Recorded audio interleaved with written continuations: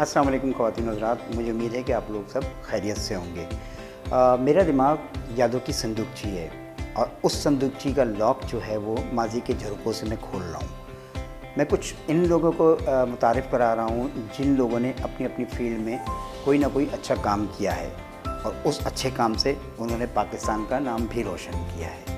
हम जानते हैं कि बहुत सारे लोगों को पढ़ने की आदत होती है, वो किताबें और रसाइल पढ़ते हैं, और जिसको पढ़ने की आदत हो तो भला उससे निजात कैसे पा सकता है।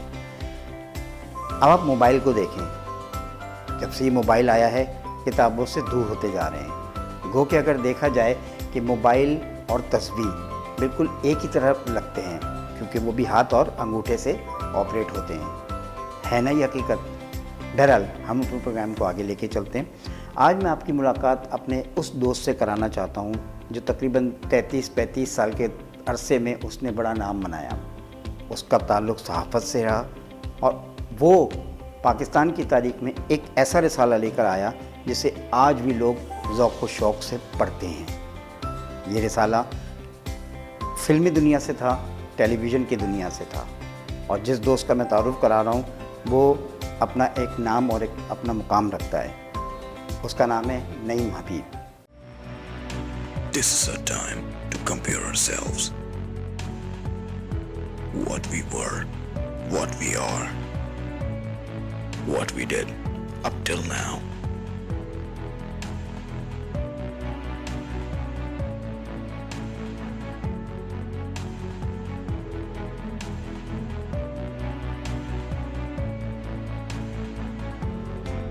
पाकिस्तान की तारीख़ में अगर चंद लोगों का नाम सुनहरी हरूफों से लिखा जाए तो उनमें एक नाम नईम हबीब का भी होगा। एक बात मैं आपको ये बताता चलूँ, स्टारडस्ट बुनियादी तौर पर भारत का एक निकलने वाला मशहूर मैगज़ीन है और जो आज भी निकल रहा है। इसी तरीके से जब 90 की दिहाई में जब नईम हबीब को अंदाज़ा हुआ कि भारतीय फ़िल्मों का पाकिस्तान में बहुत ज़्यादा चर्चा हो रहा है और उनकी ख़बरें हम तक नहीं पहुँच पा रही हैं, स्टारडस्ट को ख़रीदने के लिए हमें बाकायदा ऑर्डर बुक कराना होता था और तब वो कॉपीज़ जो हैं वो कराची या पाकिस्तान में पहुंचती थी। तब नईम के जहन में एक ख़्याल आया कि क्यों ना पाकिस्तान में भारतीय और जिसे कहते हैं हॉलीवुड की जो है फ़िल्मों से रिलेटेड और से शोबिस की जो शख्सियात से रिलेटेड उनके इंटरव्यूज़ हैं, उनके वाक़यात हैं, उनकी न्यूज़ हैं, क्यों ना पाकिस्तान में एक ऐसा रिसाला निकाला जाए जो पूरी दुनिया की शोबिस की ख़बरें उसमें शामिल की जाएँ। और यूँ नईम हबीब ने सुपर स्टारडस्ट को पाकिस्तान में मुतारिफ़ कराया। नईम हबीब से जब मैंने बातें की और जब उनके बारे में सुना तो उनकी सारी रुकावटें, उनकी मुश्किलात, उनकी परेशानी जो इस रिसाले को बनाने में आई वो उन्होंने हमसे शेयर की। मैं ये बताता चलूँ कि नईम हबीब ने अपनी ज़िंदगी में ये पहला इंटरव्यू दिया है। आज तक उन्होंने अपनी ज़िंदगी में जो सुपर स्टारडस्ट के सिलसिले में जो उतार चढ़ाव, कठिन मराइल, कांटों से भरे राहों से गुज़र कर वो जो आज इस मुकाम पर पहुँचे हैं, उन्होंने वो सारी बातें हमारे इस प्रोग्राम में की जो यकीनन आपकी दिलचस्पी का बाइस होंगी और उसे आप मुद्दतों याद रखेंगे। बिस्मिल्लाहिर्रहमानिर्रहीम। पाक परवरदिगार का बहुत शुक्रिया, बहुत करम, बहुत एहसान कि आज मैं आपसे मुखातिब हूँ। माहो साल बीते कैसे बीते, पीछे मुड़ के देखूँ तो बस सिवाय तशक्कुर के और कुछ नहीं मिलता। इस फ़ानी ज़िंदगी में अल्लाह ने इस मकाम पर पहुँचाया है कि मैं अपनी कुछ यादें, कुछ बातें, कुछ चीज़ें आपसे शेयर कर रहा हूँ। इसके लिए मेरे बहुत देरीना दोस्त तलाल फरहत का बहुत शुक्रिया कि आज उन्होंने मुझे मौका फ़राहम किया। आज उन्होंने मुझे एक चांस दिया कि मैं अपनी पुरानी यादों को फिर से टटोलूँ और उन यादों के दरीचों को आपके सामने खोलूँ जिनकी बदौलत आज अल्लाह ताला ने मुझे एक मकाम दिया और इज़्ज़त दी और आप सबकी मोहब्बत। मेरा सफ़र शुरू होता है 30 साल पीछे, 86 का साल, जब मैं साहब मिर्ज़ा के इदारे में गया। इत्तेफाकी तौर पर ये मेरा एक ऐसा टर्निंग पॉइंट है लाइफ का जिसे मैं वर्ड्स में डिस्क्राइब नहीं कर सकता। ये शायद कुदरत की इंडिकेशन थी कि तुम्हें कैसे और कहाँ पहुँचना है। मेरी फील्ड में मेरा इस फील्ड से बराह रास्त कोई ताल्लुक़ नहीं था, ना मेरी फैमिली में कोई था। बस एक दोस्त मुझे इस शौक़ को मद्देनज़र रखते हुए उस ऑफिस ज़बरदस्ती ले गया था कि अगर तुम्हें ये काम यानी शो बिज़नेस की सहाफ़त में इंटरेस्ट है तो क्यों नहीं किसी इदारे को ज्वाइन करते।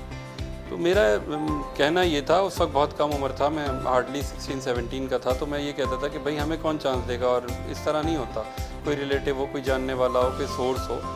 تو وہ میرا دوست جو اب اس دنیا میں نہیں ہے 1994 میں اس کی ایکسیڈنٹل ڈیتھ ہو گئی تھی، وہ بڑا پرجوش تھا. اس نے کہا کہ نہیں، چانس لینا پڑتا ہے، چانس ملتا نہیں ہے. تو وہ مجھے ہاتھ پکڑ کے لے گیا تھا. تو سہام مرزا کے آفس میں ہم لوگ گئے اور وہاں ناصر رضا مرحوم جو میرے استاد بھی ہیں وہ موجود تھے. وہ ملے، بہت پیار سے ملے. ان کی طبیعت ہی کچھ اس طرح سے تھی کہ وہ سب سے بہت پیار سے ملتے تھے. تو میں نے اپنے لیے اسے خاص سمجھا کہ یار ایک آدمی اگر اتنی محبت سے ملا، جبکہ ان کا ورڈ فارم کا طریقہ ہی یوجولی وہ سب سے اسی طرح ملتے تھے، لیکن چونکہ میرا پہلا ایکسپیرینس تھا تو میں سمجھا کہ وہ مجھ سے بہت اچھی طرح ملے، اور شاید میرا جو ٹیلنٹ میں نے کچھ انہیں دکھایا بتایا تو وہ متاثر ہوئے. ایسا کچھ نہیں ہوگا لیکن مجھے ایسا لگا تھا. اس کے بعد جب انہوں نے مجھے کال کیا کہ ہم سلیم ناصر جو ٹی وی ایکٹر تھے، بہت مشہور ٹی وی ایکٹر تھے، ان کا ٹی وی ٹیمپو اس ادارے سے نکلا کرتا تھا. تو مجھے ناصر بھائی نے کہا کہ آپ 2 دن بعد آئیے گا کیونکہ سلیم ناصر اس وقت موجود نہیں ہے. میں 2 دن بعد گیا. سلیم ناصر سے میری ملاقات کروائی گئی. انہوں نے مجھ سے 2-4 باتیں کی. انہوں نے کہا بھائی تم تو پڑھو، تم کیا کر رہے ہو؟ میں نے کہا نہیں، مجھے یہ شوق ہے اور بہت میرا انٹرسٹ ہے کہ میں آرٹسٹوں سے انٹرویوز کروں، فیچرز لکھوں. میرے کچھ لکھی ہوئی تحریریں تھیں جو انہیں میں نے دکھائیں. کچھ ڈمی میگزین میں نے تیار کیے تھے تو وہ انہیں دکھائے تو کافی امپریس ہوئے. پھر مجھ سے پوچھنے لگے اچانک کہ یہ کام تم کیوں کرتے ہو؟ میں نے کہا سر صرف انٹرسٹ اور شوق کے لیے. تو انہوں نے کہا ٹھیک ہے تم شوق کی وجہ سے ادھر ہو؟ میں نے کہا جی میں شوق کی وجہ سے. تو کہہ رہے ٹھیک ہے میں پیسے ویسے نہیں دوں گا. میں نے کہا مجھے پیسے نہیں چاہیے، مجھے صرف چانس چاہیے. میں نے کہا ٹھیک ہے کل سے آ جاؤ، جوائن کرو ہمیں. اچھا وہ دن تھا، وہ مجھے یاد ہے بہت اچھی طرح. یہ دسمبر 1986 کا ٹائم تھا اور مجھے انہوں نے ویلکم کیا. اس کے بعد جب میں نیکسٹ ڈے آفس گیا، پراپرلی جوائن کر لیا، تو چند دنوں کی بات ہے وہ میرا انٹرسٹ اور میرا شوق اور میری جو لگن تھی وہ ان کو نظر آئی. اور یہ خوش قسمتی ہے میری، ورنہ برسوں بیت جاتے ہیں کوئی کسی کو اکنالج نہیں کرتا. مرحوم سلیم ناصر نے نہ صرف مجھے اکنالج کیا بلکہ جب ہم لنچ کا گیپ ہوتا تھا یا بریک ہوتا تھا تو ہم اپنے گھروں سے ٹفن یا لنچ باکس لے کر جایا کرتے تھے. تو سلیم ناصر مرحوم میرے لنچ باکس کو شیئر کرنے لگے. وہ کہتے تھے تمہارے گھر سے تمہاری اماں بڑا اچھا کھانا بناتی ہیں تو میں تمہارے ساتھ کھایا کروں گا، تو میرے لیے بھی ایک اضافی لایا کرو. آپ یقین کریں مجھے پیسے نہیں ملتے تھے، مجھے تنخواہ نہیں ملتی تھی، لیکن میرا دل اتنا لگتا تھا کہ میں بس اس آفس سے آنا نہیں چاہتا تھا. مجھے اتنا پراپر ایک پلیٹ فارم مل گیا تھا کہ میں اپنی جو بھی میرے اندر ٹیلنٹ ہے، جو صلاحیتیں ہیں وہ دکھا سکوں. پھر سلیم ناصر مرحوم نے اپنی کچھ پرسنلز بھی شیئر کیے. اب پتہ نہیں مجھے ان کا ذکر کرنا نہیں چاہیے، وہ اس دنیا میں نہیں ہے، لیکن وہ بلقیس خانم جو فیمس سنگر ہیں، ان سے ان کی شادی ہوتے رہ گئی تھی. وہ انہوں نے ہم سے ڈسکس کیا، بتایا، بہت واقعات سنائے. اور وہ بڑے زندہ دل طبیعت کے مالک تھے، بہت پیار کرتے تھے ہم سے اور ہمارے کام کو سراہتے تھے. پھر یہ ہوا کہ چونکہ مرزا صاحب یعنی سہام مرزا صاحب جو آلریڈی جو ہمارے باس تھے اور وہ بہت زیادہ اچھے آدمی تھے، انہوں نے بھی مجھے اتنا انکریج کیا کہ روز بروز میری صلاحیتیں نکھرتی چلی گئیں. اگر یہ والا پلیٹ فارم اور یہ والی شخصیات نہ ہوتی تو شاید میں پیچھے رہ جاتا. پھر ہوا یہ کہ سلیم ناصر کا اور مرزا صاحب کا کچھ کاروباری اختلاف ہو گیا تھا، تو یہ ڈفرینسز کی وجہ سے ان کی پارٹنرشپ بریک ہو گئی.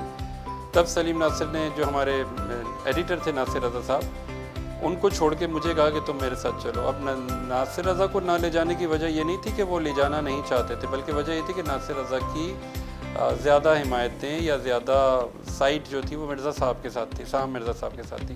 تو ناصر رضا نے انکار کر دیا تھا ان کا آفس چھوڑ کے جانے سے. میں چونکہ نیا تھا اس لیے مجھے انہوں نے ہاتھ پکڑ کے کہا کہ تم چلو اور میرا پرچہ سنبھالو. ٹی وی ٹیمپو اس وقت بہت فیمس میگزین تھا. ان حالات میں بالکل نیا را مٹیریل، اور مجھے وہ لے کر چلے گئے. اور احمد سلیم ایک سینئر رائٹر تھے، بہت قابل شخصیت. ان کے انڈر مجھے کہا کہ جی تم پرچہ نکالو. اور چونکہ احمد سلیم یونیورسٹی میں پڑھاتے تھے تو وہ ریگولرلی آ نہیں سکتے تھے، تو مجھے کہا کہ جی آپ سنبھالیں اور آپ کا نام اسسٹنٹ کے طور پہ جائے گا. چونکہ یہ ماحول بالکل الگ ہو گیا تھا، تو سلیم ناصر کا جو آفس تھا، نیا ٹی وی ٹیمپو کا آفس، وہ اس میں وسائل نہیں تھے، اس میں وہ ماحول نہیں تھا، اور اس میں اس طرح کے لوگ نہیں تھے جن کے ساتھ میری شیئرنگ بہت اچھی ہو رہی تھی اور جن سے میں بہت اچھا سیکھ پا رہا تھا. کٹ دا میٹر شارٹ یہ کہ میں نے وہ آفس 1 مہینے کے بعد ہی چھوڑ دیا اور میں پھر مرزا صاحب کے پاس آ گیا. مرزا صاحب تھوڑے خفا تھے، غلط فہمی کا شکار تھے کہ میں اس ٹینشن میں یا اس علیحدگی میں ان کے ساتھ نہیں اور سلیم ناصر کے ساتھ تھا، تو ایسا کچھ نہیں تھا. ان کی غلط فہمی دور کرا دی کہ وہ مجھے لے گئے تھے زبردستی، اور میں تو اس آفس کو نہیں چھوڑنا چاہ رہا تھا جہاں زیادہ قابل لوگ تھے اور ایک اچھا پیسفل ماحول تھا اور بہت زیادہ اپنائیت تھی. تو پھر میں اپنے پرانے آفس میں بیک ہو گیا، اور یہ صرف 3-4 مہینوں کے اندر اندر ہی ہو گیا تھا. یہاں ناصر رضا نے مجھے ویلکم کیا دوبارہ، اور یہاں ٹی وی ٹیمپو کی جگہ شو بزنس میگزین کا اجرا کیا گیا، سٹارٹ کیا گیا، جو طارق عزیز بہت ہی نامور شخصیت جو ابھی حال ہی میں دنیا سے رخصت ہوئے ہیں اور سب کے چہیتے تھے اور بہت قابل شخصیت تھے، ان کا میگزین شو بزنس لانچ کیا گیا. اس میں مجھے اسسٹنٹ ایڈیٹر بنایا گیا، ناصر رضا ایڈیٹر تھے. اس میں ہم لوگوں نے کام شروع کیا. مرزا صاحب کے آفس میں دانش دیروی صاحب ہوتے تھے، شرافت نقوی صاحب ہوتے تھے جو پی ٹی وی لاہور کے پروڈیوسر ہوتے تھے، اور جب انہیں جو جمہوری دور میں ضیاء الحق کے دور میں انہیں معطل کیا گیا تھا، وہ شرافت نقوی صاحب تھے. بہت ساری شخصیات تھیں، زبیر عباسی صاحب، سلیم فاروقی صاحب، سلیم رضا صاحب، اور بہت ساری شخصیات، وسیم صدیقی، فہیم صدیقی، مصطفیٰ ہاشمی. یہ سارے لوگ جو آج کل آپ کو، ان میں سے کچھ لوگ تو دنیا میں نہیں ہیں، لیکن کچھ لوگ ہیں جو اس وقت ٹی وی ڈراموں کی رائٹنگ سائٹ پر بہت اسٹرانگ نام رکھتے ہیں، تو وہ سب ہمارے ساتھی تھے ارلی ڈیز کے. دانش دیروی صاحب کا میں ذکر ضرور کروں گا. وہ دوشیزہ ڈائجسٹ کے ایڈیٹر ہوتے تھے، اپنے دور کے ایک پاپولر پروڈیوسر تھے، فلم ساز تھے. انہوں نے نادان فلم بنائی اور لاڈلا بنائی اور انہونی، اس طرح کی کافی ساری پکچرز کے پروڈیوسر بھی تھے اور ایک بہت پرومیننٹ نام تھے. انہیں صدارتی ایوارڈ بھی مل چکا تھا، لیکن ان کی وہ اس قدر ڈاؤن ٹو ارتھ پرسنالٹی تھے کہ کئی دنوں تک تو مجھے پتہ ہی نہیں تھا کہ دانش دیروی صاحب ہیں کیا. میرا انٹرسٹ تھا، میں ان کے پاس بیٹھتا تھا، وہ فلم انڈسٹری کی باتیں بتاتے تھے. لہری کا ذکر خاص طور پہ کرتے تھے، کیونکہ میں نے لہری کا انٹرویو کیا تھا. چونکہ لہری صاحب جب بیمار پڑے تھے تو وہ کہتے تھے شو بزنس چھوڑ دو، اس میں کچھ نہیں ہے، تیسرا کلمہ کثرت سے پڑھو، اللہ کو یاد کرو. تو وہ اس کے کچھ بیک گراؤنڈس تھے جو دانش دیروی صاحب جانتے تھے. تب بھی مجھے نہیں پتا تھا کہ دانش دیروی صاحب کیا چیز ہیں. یہ تو بہت دنوں کے بعد پتہ چلا کہ دانش دیروی صاحب صدارتی ایوارڈ یافتہ ہیں، ایک بہت بڑے پروڈیوسر رہ چکے ہیں. اور اسی آفس میں مقبول جلیل صاحب بھی تھے جو ہمارے شو بزنس کے فرسٹ ایڈیٹر تھے. یہ بھی کافی سینئر، اور ان کے پاس 30-40 سال کا ایکسپیرینس تب تھا جب میں ارلی سٹیج پر تھا. مجھے بھی اب 30 سال ہو گئے، تو اب سوچیں کہ وہ کیا شخصیت ہوں گے. تو جب میرا ارلی پیریڈ تھا تو یہ سب لوگ مجھے آبزرو کر رہے ہوں گے، اور میں اپنے کیپیسٹی میں کام کر رہا تھا. مقبول جلیل جب کسی سینئر پرسنالٹی کا انٹرویو کرنے جاتے تو خاص طور پہ مجھے لے کے جاتے تھے. تو مجھے یاد ہے شاہینہ جو سلمیٰ آغاز صاحبہ کی خالہ یا آنٹی ہوتی ہیں، اور وہ اپنے شروع کے دنوں میں پاکستانی فلموں کی ہیروئن بھی نہیں ہے، اور میں ان کے نام تک سے واقف نہیں تھا. کے گھر لے گئے اور ان سے انٹرویو کروایا. تو فیڈ بیک تو وہ دے رہے تھے، لیکن مجھے آگے کرتے تھے کہ آپ پوچھو کیا پوچھنا ہے. اور مجھے نو ہاؤ نہیں تھی اتنی، جتنی مجھے جو نو ہاؤ تھی وہ کرنٹ اور پریزنٹ ایرا کے بارے میں تھی، لیکن یہ جو مجھے پاسٹ میں لے جا رہے تھے تو جس کا مجھے پتہ نہیں. بہرحال انہوں نے وہاں تربیت کی. اس بار میں اپنی ایک چیز کو ریکال کروں گا. میرا فرسٹ انٹرویو تھا وہ دیبا بیگم کے ساتھ تھا. I was too young at that time. Maqbool Jalil صاحب نے کہا چلو تمہیں دیبا کا انٹرویو کرنا ہے. تو میں نے کہا سر مجھے کیا آتا ہے جو آپ مجھے لے کے جا رہے ہیں؟ کہہ رہے ہیں نہیں آپ ہی کرو گے. موسیٰ رضا فوٹوگرافر تھے، ابھی بھی ہیں، اللہ ان کو زندگی دے، بہت ہی مہربان اور پیارے آدمی ہیں. وہ میرے ساتھ تھے. مقبول جلیل تھے، دیبا بیگم کے گھر گئے، عزیز آباد کراچی میں ان کا گھر تھا.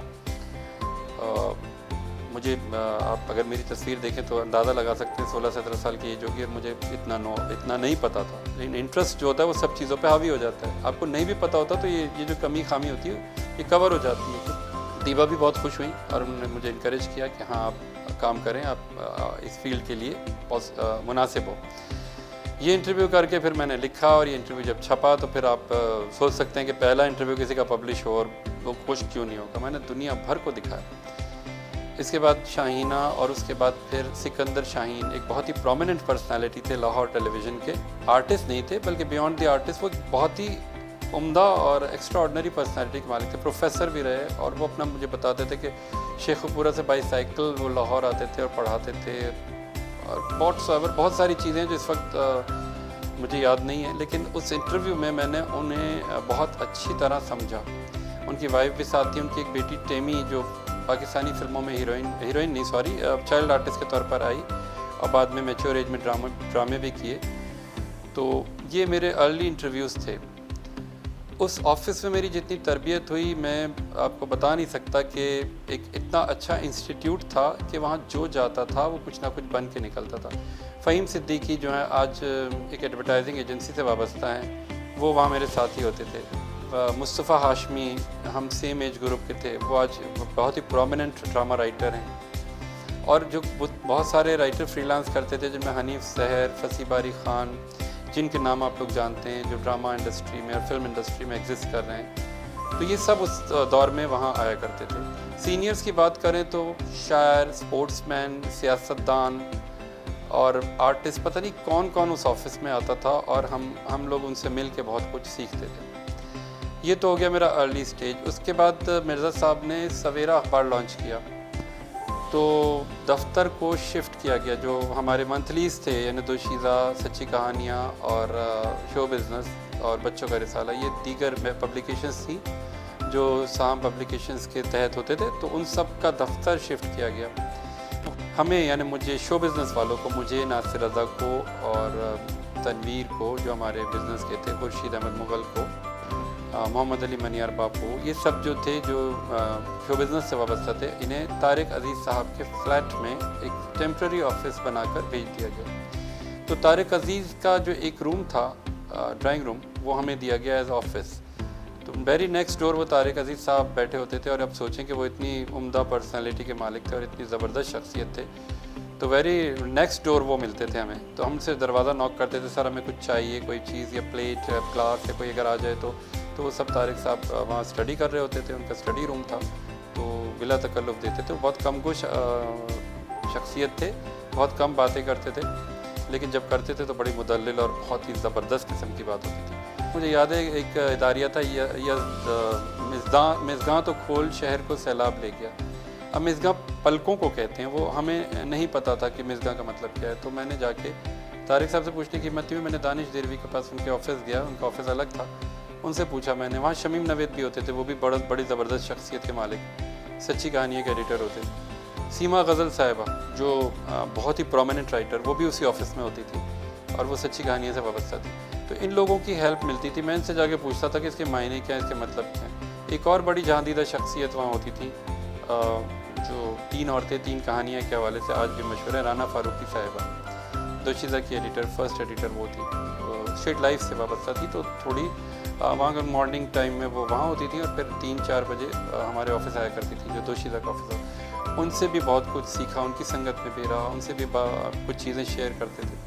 تو یہ مل ملا کے اتنی اچھی تربیت ہوئی, اور وہ ایک اتنا بڑا انسٹیٹیوٹ میرے لیے ثابت ہوا کہ میں آج تک ان کو مس کرتا ہوں, اور ان چیزوں کو یاد کرتا ہوں کہ ایک آدمی کی زندگی میں, ایک اسٹوڈنٹ کی زندگی میں ایسے استاد آئے کہ وہ اس کا فیض آج تک اٹھا رہا ہے. میں اپنے آپ کو اس حوالے سے خوش قسمت مانتا ہوں. مرزا صاحب کے آفس سے جو سویرا اور انجام اخبار شائع ہوتے تھے, تو اس وقت ایک ریولیوشنری پیریڈ پاکستان کا سٹارٹ ہوا تھا. جنرل ضیاء کی ایکسیڈنٹل ڈیتھ ہوئی تھی, اور اس کے بعد پاکستان کے پولیٹیکل سٹرکچر انٹائرلی چینج ہو گیا تھا. ایک لمبا پیریڈ جو تھا, ایک جو فوجی ڈکٹیٹر کا کہتے ہیں, اس کا اینڈ ہوا تھا, اور ہم ایک بار پھر ڈیموکریٹڈ سسٹم میں آ گئے تھے. تو ایک طرح سے خوشی بھی تھی, لیکن سویرا اور انجام اخباروں کے لیے یہ ایک سیٹ بیک یوں تھا کہ جو کمٹمنٹ تھی وہ ضیاء الحق صاحب سے تھی, اور ان کے مینیجر تھے یا ان کے اسسٹنٹ تھے صدیق سالک صاحب, غالباً وہی نام ہے, اگر میں بھول رہا ہوں تو سوری. تو چونکہ دوشیزہ ایوارڈ کی تقریب میں وہ چیف گیسٹ تھے, اور اس کے بعد سے کچھ ایسی مشاورت ہوئی تھی کہ گورنمنٹ بیک اپ کرے گی سویرا اور انجام اخبار کو, اور ایک بڑے وسیع پیمانے پر ان کی لانچنگ ہوگی. تو یہ سارا سسٹم جو ہے وہ ختم ہو گیا تھا, اور ایک جب جمہوریت آئی تھی تو 1988 میں بے نظیر بھٹو کی حکومت بنی تھی. اس سے کچھ فائنینشلی کرائسس آئے, اور سویرا اور انجام اخبار کے لیے کنٹینیو کرنا مشکل ہو گیا. اس کا اثر ہم لوگوں پر بھی پڑا, اور ہمارے میگزین جو شو بزنس تھا وہ ڈسکنٹینیو ہونے لگا. اس سے ہماری سیلریز رکیں, اور ایک ایک کر کے بہت سارے لوگ, اسٹاف کے لوگ جو ہیں وہ چلے گئے. میں تقریباً 7 مہینے تک وداؤٹ سیلری کام کرتا رہا.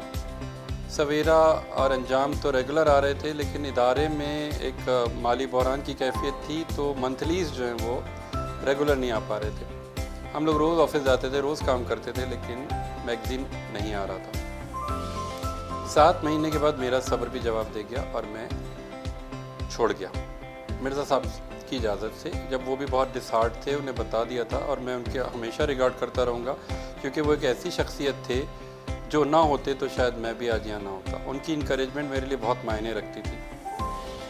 اور یہاں تھوڑا سا انٹرپٹ کر کے میں مرزا صاحب کے لاسٹ ڈیز کی طرف جاؤں گا۔ یہ اپنے حیدرآباد والا گھر سے شفٹ کر رہے تھے عسکری اپارٹمنٹ کی طرف، تو ان کی طبیعت ٹھیک نہیں تھی اور وہ within couple of days Lahore جا رہے تھے شوکت خانہ میں چیک اپ کے لیے۔ تو میں ناصر رضا، ان کے بھتیجے شاہین مرزا، یہ سب وہاں تھے موجود۔ ان کی ہماری آنٹی جو ہیں مسز صاحب مرزا، رخسانہ صاحب مرزا، وہ بھی موجود تھیں۔ تو جب ہم ان کی عیادت کو گئے تو مرزا صاحب بہت ڈسہارٹ تھے اور وہ کہہ رہے تھے کہ اب میں نہیں بچنے والا۔ تو ہم لوگوں نے اپنے طور پر دعا دی کہ اللہ نہ کرے ایسا ہو اور آپ بہت صحت کے ساتھ اور اسی طرح اسی جوش و جذبے کے ساتھ واپس لوٹیں۔ تو انہوں نے میری طرف دیکھ کر کہا تھا کہ نہیں ایسا نہیں ہوگا اور اب میں شاید نہ بچوں۔ پھر انہوں نے میری حوصلہ افزائی کی، کہا میرے آفس سے جتنے لوگ نکلے ہیں ان میں تم نے سب سے زیادہ کامیابی پائی ہے اور میں بڑی خوشی سے اور فخر سے تمہارا نام لوں گا۔ تو یہ میرے لیے وہ ورڈز ہیں جنہیں میں ساری زندگی معنی دیتا رہوں گا اور میرے لیے بہت انمول ہیں کہ میرے باس نے اس طرح جج کیا۔ اب پھر پیچھے کی طرف چلتے ہیں۔ جب سویرا اور انجام اخبار کی وجہ سے مالی کرائسز آئے تو ایک ایک کر کے سب لوگ چلے گئے اور اس کے بعد میرا وقت بھی آیا کہ مجھے وہ آفس نہ چاہتے ہوئے بھی چھوڑنا پڑا۔ اس عرصے میں میرا ایک دوست ہے، میرا محلے دار ہے عرفان اللہ، وہ آسٹریلیا پڑھنے گئے ہوئے تھے، تو وہ آسٹریلیا سے پڑھ کے لوٹے۔ انہیں بھی میری طرح صحافت کا شوق تھا، تو مجھ سے کانٹیکٹ کیا اور کہنے لگا کہ یار کچھ کرتے ہیں۔ تو میں نے کہا میری تو جاب چھوٹ گئی ہے، میرے پاس ابھی اس وقت فائنینشیلی کرائسس ہے۔ کہہ رہے نہیں کچھ مل جل کے کرتے ہیں۔ تو ہم 4 دوست جمع ہوئے، ایک میں اسی آفس سے، نسیم نام ہے ان کا، اور بدر عباس اور عرفان اللہ جو میرے محلے دار تھے جو آسٹریلیا سے لوٹے تھے۔ ہم چاروں نے مل کے سپر اسٹارڈسٹ کی لانچنگ کی اور اس کی پلاننگ کی۔ اس میں کچھ مجھے سیٹ بیک بھی ہوئے، کچھ اس طرح سے ہوا کہ میں تھوڑا سا لیزی نیچر کا تھا، تو میں صبح دیر سے اٹھنے کا عادی تھا۔ تو جب ہمیں ڈکلیریشن کے لیے انفارمیشن ڈپارٹمنٹ جانا تھا تو مصطفیٰ ہاشمی بھی اس وقت تھے ہمارے ساتھ اور وہ اپنا انوکھی کہانیاں کا ڈکلیریشن لے رہے تھے۔ تو ہم لوگ مل جل کے کوشش کر رہے تھے، سیم بیلٹ کے لوگ تھے، سیم بیچ کے، اور ایک ہی طرح کی سوچ اور ایک ہی طرح کی خواہشات تھیں۔ تو نسیم جو میرے پارٹنر تھے وہ، اور مصطفیٰ چاند یا ہاشمی اس وقت اب تو ہاشمی کہلاتے ہیں، اس وقت مصطفیٰ چاند کہلاتے تھے، ایک قریب رہتے تھے۔ تو وہ میرے گھر آئے اور کہنے لگے کہ چلو ڈی سی آفس جانا ہے اور ہمیں ڈکلیریشن فائل کرنا ہے، تو اس میں جانا آنا پڑے گا، 2-4 چکر لگیں گے۔ تو میں ناشتہ کر رہا تھا، تو میں نے کہا میں تو صبح اٹھ کے نہیں جاؤں گا۔ تو کہہ رہے پھر تمہارے نام ڈکلیریشن کیسے ہوگا؟ نسیم نے کہا۔ تو میں نے کہا بھائی نسیم تمہارے نام ہو میرے نام ہو ایک ہی بات ہے۔ اس وقت مجھے بالکل سینس نہیں تھا کہ ڈکلیریشن کا مطلب کیا ہوتا ہے اور اس کی کیا ویلیو ہوتی ہے۔ تو میں اپنے لیے اس کا ذکر اس لیے یوں کروں گا کہ ماسٹر مائنڈ میں تھا، یہ آئیڈیا میرا تھا اور کام میں جانتا تھا ان 4 پارٹنرز میں، صرف میں کام جانتا تھا۔ تو جب ایک کیپٹن ہو تو نام اسی کے ہونا چاہیے، ورنہ اس کو دھوکہ پڑ سکتا ہے، جیسا کہ مجھے پڑا۔ جب نسیم کے نام ڈکلیریشن ہو گیا تو ہم 4 دوستوں نے اپنی جمع پونجی لگائی اور سپر اسٹارڈسٹ کا اجرا کیا۔ اس وقت اسٹارڈسٹ نام تھا، اسٹارڈسٹ اردو۔ 3 مہینے میں نسیم صاحب کسی کے بہکاوے میں آ گئے اور وہ اپنے آپ کو مالک سمجھنے لگے اور ہماری حیثیت ایک ورکر کسی ڈسکس ہونے لگی۔ اس طرح ہمارے ساتھ برتاؤ کیا جاتا تھا، بیہیویئر ہوتا تھا باقی تینوں کے ساتھ کہ آپ لوگ تو میرے امپلائی ہو۔ اور اتفاق کی بات یہ ہے کہ ان کو کام بالکل نہیں آتا تھا، کام سارا میں اور عرفان کا۔ عرفان بہت ہی لیبوریس، بہت محنتی شخص، تو وہ اور میں جو ہے وہ سارا ایڈیٹوریل سنبھالے ہوئے تھے، اور ہمارے پاس چونکہ پیسے نہیں ہوتے تھے تو ہم کسی سے کام نہیں لے سکتے تھے، ہم سارا بوجھ اپنے اوپر لے کر چلے، اور اللہ تعالیٰ نے سکسیس دی، کامیابی ملی، اور پہلا ہی میگزین جو ہے وہ ہٹ ہو گیا۔ صابر ہمارے جو ڈسٹریبیوٹر تھے، اب اس دنیا میں نہیں ہے، رہبر نیوز ایجنسی والے، انہوں نے ہمیں ایڈوانس دیا تھا، جبکہ کسی نئے پرچے کو ایڈوانس نہیں ملتا تھا، تو انہوں نے ہمیں ایڈوانس دیا، اس کے سہارے ہم لوگوں نے کام کیا۔ لیکن 3 مہینوں کے بعد نسیم صاحب نے کہا کہ آپ لوگ کچھ بھی نہیں ہو، you are no buddy for me, so you can leave. تو ہمیں بے دخل کر دیا گیا، اور اس وقت تو میری راتوں کی نیند اڑ گئی تھی کہ میرے سپنے سارے میرے ہاتھوں سے چلے گئے، چھن گیا مجھ سے سب کچھ۔ تو مجھے وہ 2 راتیں جو میں بھول نہیں سکتا کہ پتہ نہیں مجھ سے کیا غلطی ہوئی جو اللہ تعالیٰ نے اتنی بڑی سزا دی، لیکن وہ ایک نئی راہ کا تعین ہو رہا تھا جو میرا رب میرے لیے لکھ چکا تھا، اور وہ ایک ایسا راستہ تھا جس میں شروع میں تکلیف تھی لیکن بعد راحت ہی راحت لکھی تھی۔ انسان کو اندازہ نہیں ہوتا کہ اس کا رب اس پہ کتنا مہربان ہے، اور شاید میرا رب مجھ پر ہمیشہ سے بہت مہربان رہا ہے۔ کبھی کبھی میں اندازوں میں غلطی کر گیا ہوں۔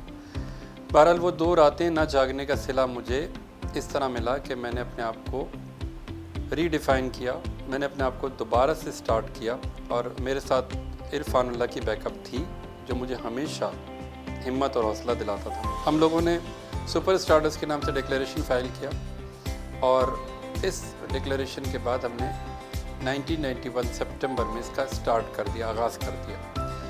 شروع میں بڑی مشکلات آئیں کیونکہ ڈسٹریبیوٹر ہمارا وہی تھا، ریبر نیوز ایجنسی والا، اور نسیم صاحب اسٹارڈسٹ چھاپ رہے تھے، تو سائمنٹینیسلی دونوں میگزین کو، سیم لیول کے میگزین کو ہینڈل کرنا ڈسٹریبیوٹر کے لیے پرابلم تھا۔ ڈسٹریبیوٹر پہ دونوں سائٹ سے پریشر تھا کہ آپ ایک پرچہ ہینڈل کرو، لیکن وہ دونوں ہینڈل کیے ہوئے تھے، اور ہمیں جو ڈسٹریبیوشن کے جو انہوں نے ایڈوانس دیا تھا وہ سارا واپس، یعنی انہوں نے کہا کہ ابھی میرا پیسہ واپس کرو اور آپ لوگ اپنی اپنی لڑائی خود لڑو۔ بہرحال وہ جو ہمیں پیسہ دیا تھا وہ واپس کیا کسی طرح اسٹرگل کر کے انسٹالمنٹ میں، اور سپر اسٹارڈسٹ کنٹینیوسلی آتا رہا۔ جب سپر اسٹارڈسٹ نے سٹینڈ لے لیا تو نسیم نے اپنے ایک دوست کے بہکاوے میں آ کر ہم پر کیس کر دیا، اور کیس بھی ہائی کورٹ میں گیا۔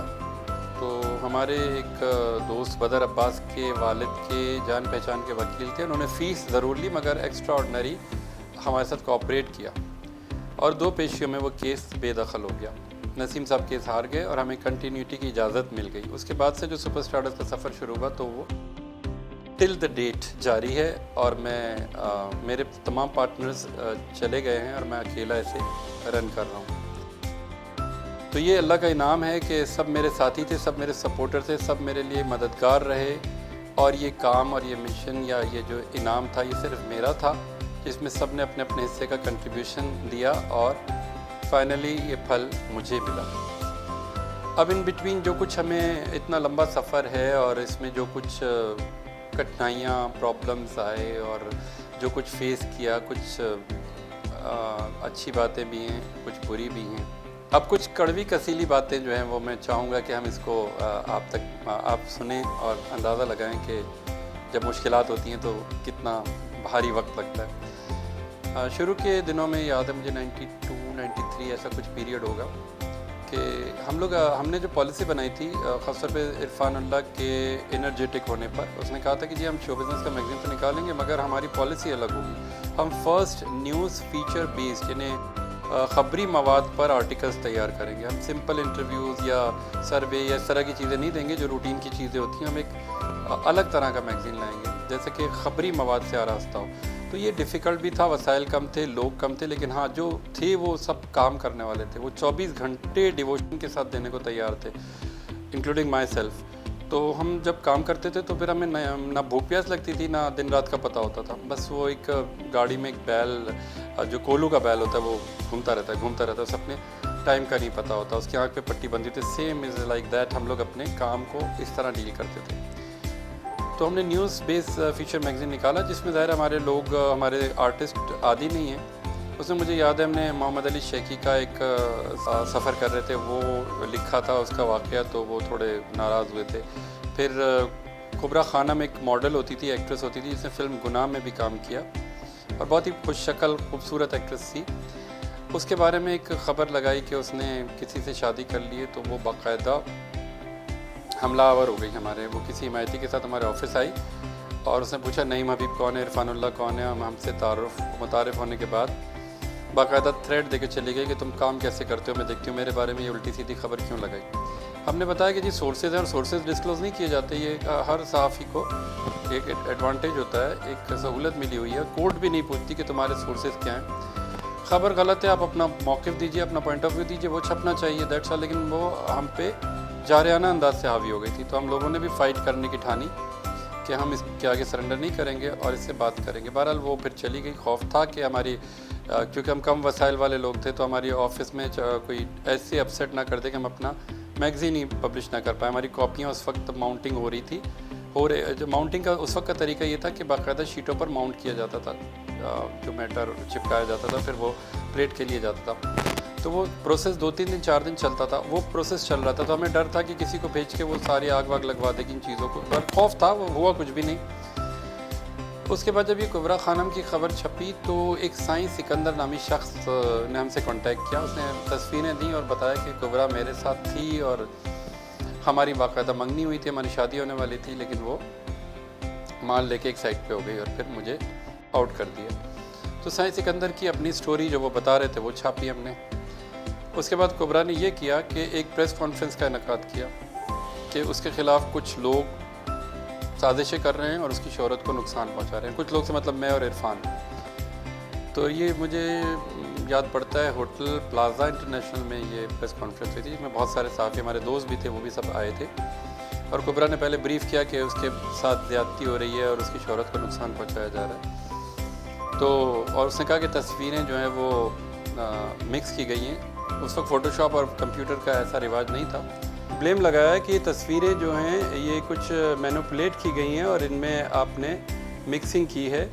تو ایسا پاسبل نہیں تھا کہ ہم اس وقت مکسنگ کر پاتے, وہ دور ایسا نہیں تھا, اتنی ٹیکنالوجی نہیں تھی. تو پھر میرے پاس ایک ترپ کا پتا تھا, اس کا نیگیٹو.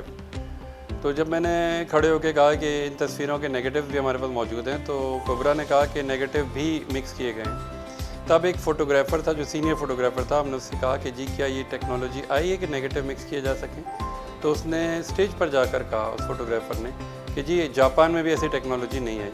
اس کے بعد کبریٰ کو منہ کی کھانا پڑی.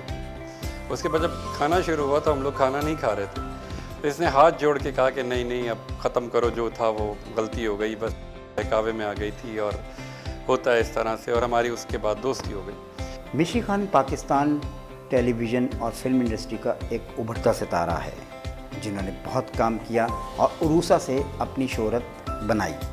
میں آپ کو ان کا ایک دلچسپ واقعہ بتاتا ہوں کہ حادثاتی طور پر وہ کس طرح سے عروسہ میں ان کو کردار ملا.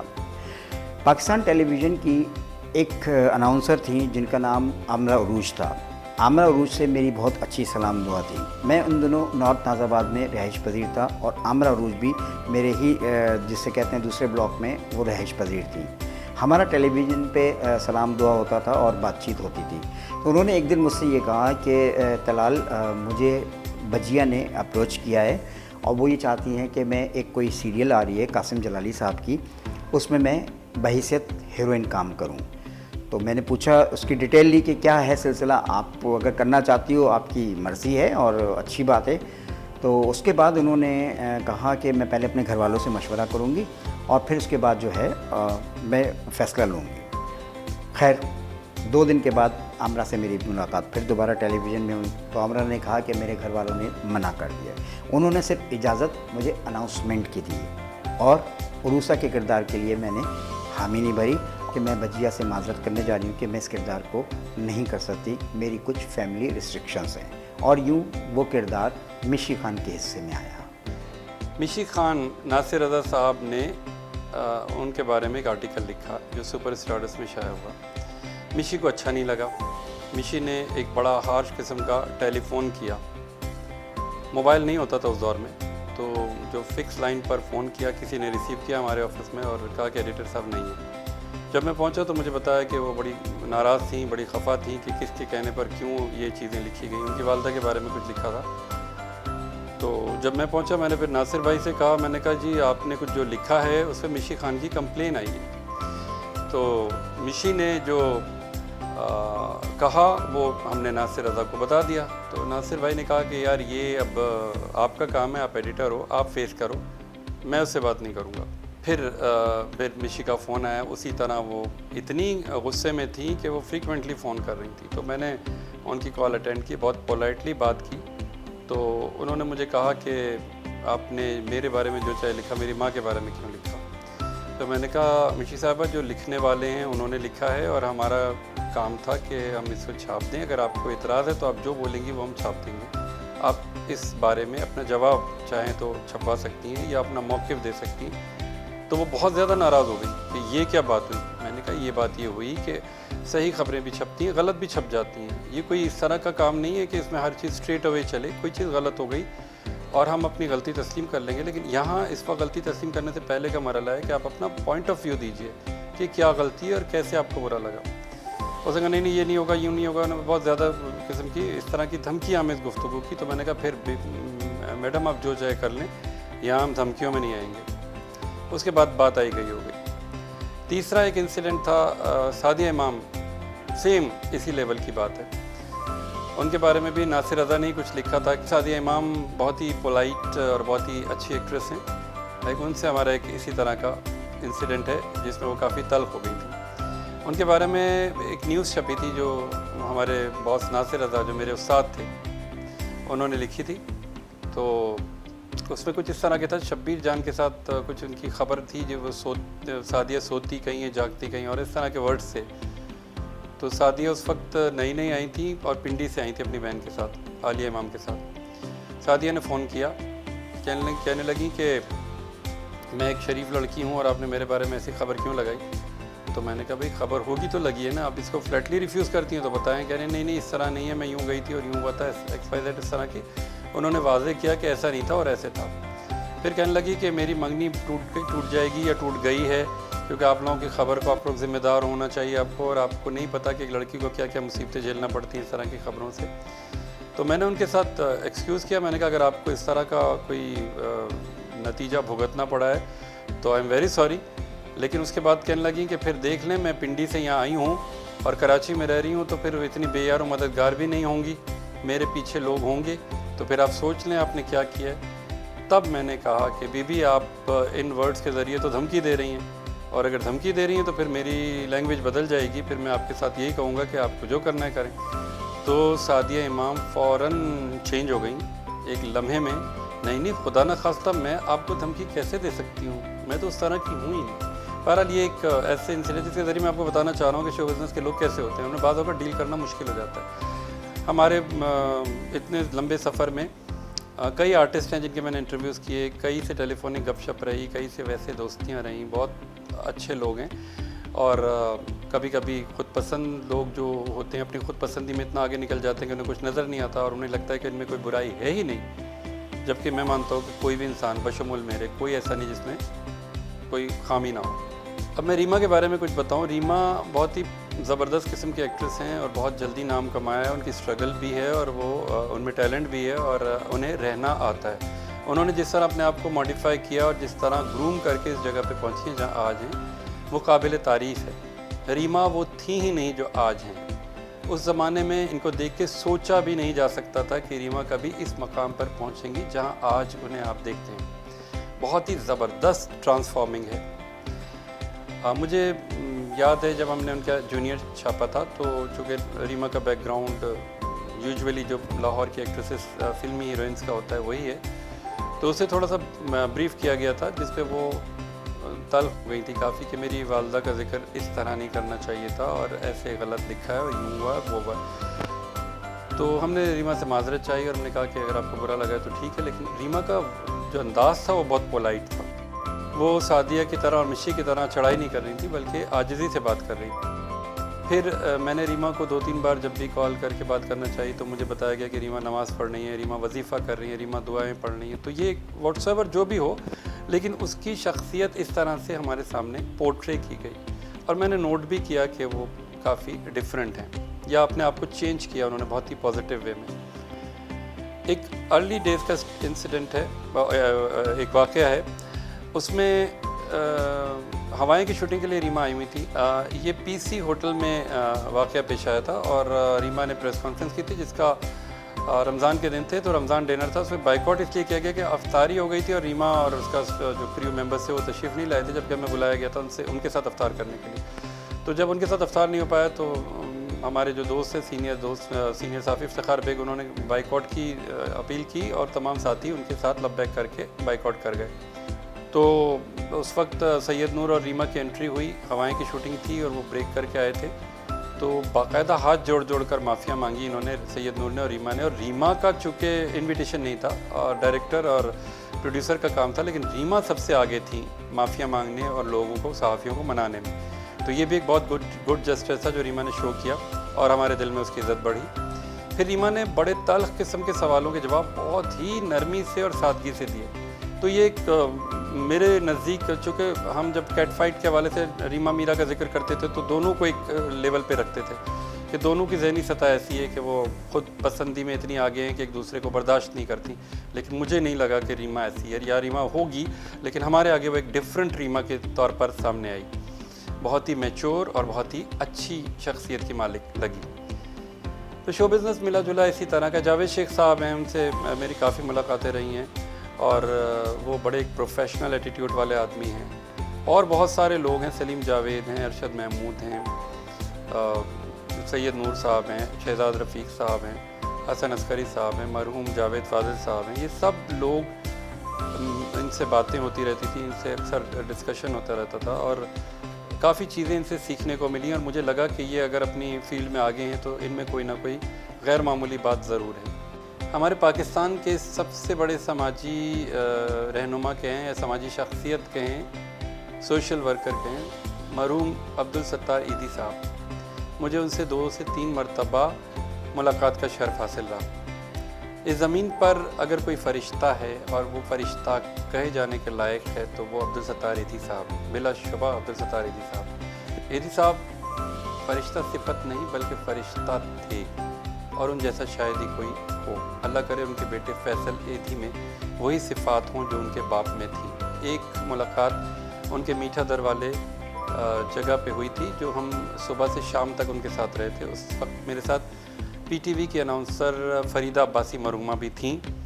میں نے اور فریدہ عباسی نے مل کر ان کا صبح سے شام تک کا ایک انٹرویو کیا تھا جو بیگم بلقیس ایدھی اور عبدالستار ایدھی کا جوائنٹ انٹرویو تھا.